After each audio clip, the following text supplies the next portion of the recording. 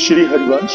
राधे राधे साथियों, आइए अब हम सुनते हैं गोलू कोविड का शिकार पार्ट 2। जीवन कितना भी बेरहम क्यों न हो, जीना तो पड़ता ही है। वक्त अपनी रफ्तार से चलता रहता है। गोलू अब 5 साल का हो गया था। गोलू के चेहरे पर कुछ अलग ही तेज था। वह जितना नटखट था उतना ही संवेदनशील। कभी किसी बच्चे को रोते हुए देखता तो पास जाकर उसका हाथ थाम लेता और बड़े प्यार से उसके रोने का कारण पूछता, फिर उसकी मदद करता। एक दिन स्कूल से लौटते वक्त प्रभात ने गोलू से पूछा, बेटा तुम्हें बड़ा होकर क्या बनना है? गोलू ने तपाक से कहा, डैडी मैं आपकी तरह ही समाज सेवक बनना चाहता हूँ और समाज के दुखी लोगों की सेवा करना चाहता हूँ। प्रभात की आंखें नम हो गई। इसी बीच एक दिन गोलू अपने स्कूल के एनुअल फंक्शन में मंच पर कविता बोलने वाला था। स्कूल ने बच्चों के साथ साथ माता पिता को भी आमंत्रित किया था। संयोग देखिए, उसी शहर में गोलू के जैविक माता पिता भी रहते थे। गोलू के पिता के छोटे भाई का लड़का अर्थात उनका भतीजा भी उसी स्कूल में सीनियर केजी में पढ़ता था। अतः यह दंपति भी अपने भतीजे के एनुअल फंक्शन में शामिल होने के लिए वहां पहुंचे।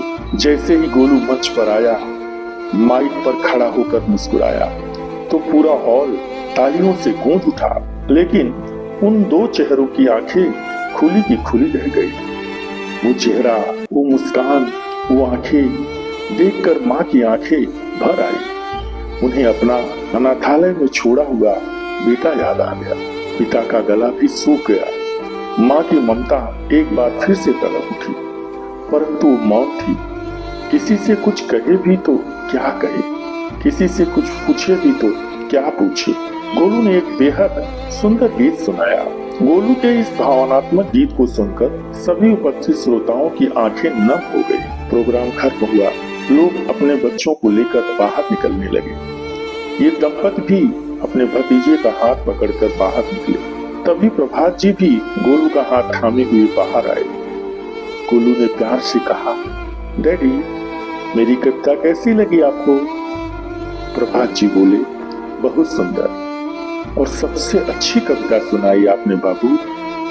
गोलू की बात सुनकर दोनों बायोलॉजिकल माता पिता कांप उठे, परंतु उन्हें यह पता ही नहीं था कि आज उनके सामने उनका अपना बच्चा खड़ा था और किसी और को डैडी कह रहा था। स्कूल के उस एनुअल फंक्शन के बाद वे दोनों गोलू के जैविक माता पिता हफ्तों तक सो नहीं सके।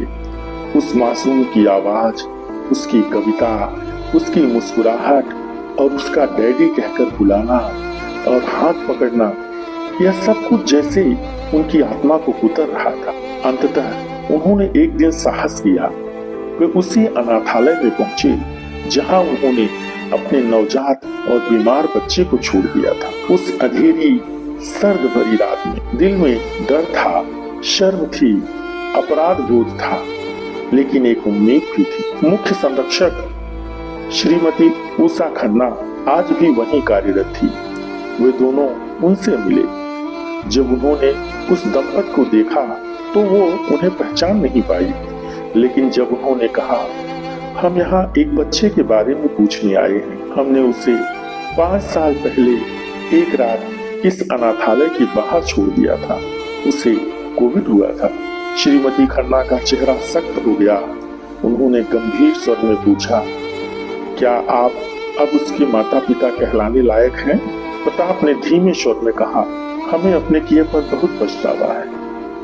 हम शर्मिंदा हैं, पर हम जानना चाहते हैं कि वो जिंदा है या नहीं। श्रीमती खन्ना एक लंबी सांस ली और फिर बोली, वो बच्चा अब किसी और की जिंदगी बन चुका है। उन्होंने उसे अपने प्राणों की परवाह न करते हुए मौत के मुंह से बचाया था। वे दोनों चौंक गए। कौन है वो? मिस्टर प्रभात, एक महान समाज सेवक।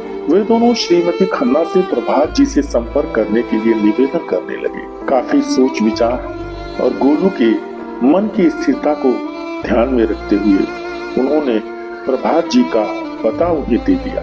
अगले दिन प्रताप अपनी पत्नी के साथ प्रभात जी के घर पहुंचते हैं। दोपहर का समय था। गोलू स्कूल गया हुआ था।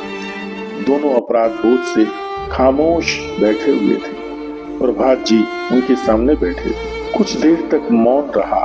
फिर प्रभात जी बोले, क्या चाहते हैं आप लोग? प्रताप ने कहा, हमने गलती की, भयानक गलती, लेकिन क्या हम उससे एक बार मिल सकते हैं? प्रभात की आंखें शांत थी पर भीतर लहरें चल रही थी।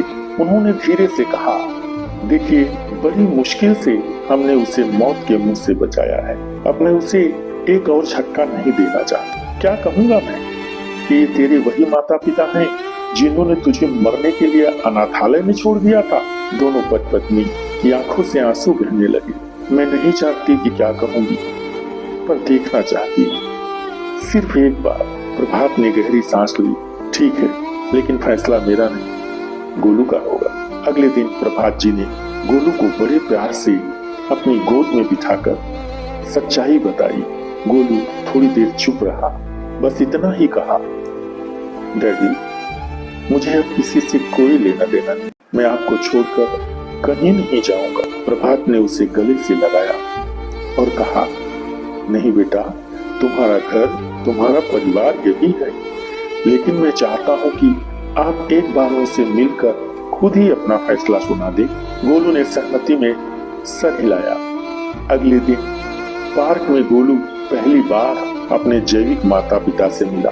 उसने उन्हें देखा, वे दोनों रो रहे थे, हाथ जोड़कर गोलू से माफी मांग रहे थे। गोलू चुपचाप उनके सामने खड़ा सुन्न आंखों से उन्हें देख रहा था। फिर बोला, मुझे आप दोनों से कोई शिकायत नहीं है। यदि आपने मुझे अनाथालय में न छोड़ा होता तो मैं डैड से कभी नहीं मिल पाता, और मैं दुनिया में सबसे ज्यादा उन्हीं से प्यार करता हूँ, और डैड भी मेरे बिना नहीं रह पाते। फिर वो मुड़ा, प्रभात की ओर दौड़ा और उनके सीने से लग गया। साथियों, वो दंपति कुछ नहीं कह सके, बस दूर खड़े देखते रहे, अपने खून को किसी और की बाहों में और किसी और की आत्मा से बंधा हुआ। रिश्ते बनाने के लिए जन्म देना जरूरी नहीं है, उन्हें निभाना भी पड़ता है। कभी कभी एक गैर भी उस दर्द के साथ खड़ा हो जाता है जहां अपने मुंह मोड़ लेते हैं, और वही बन जाता है एक सच्चा परिवार।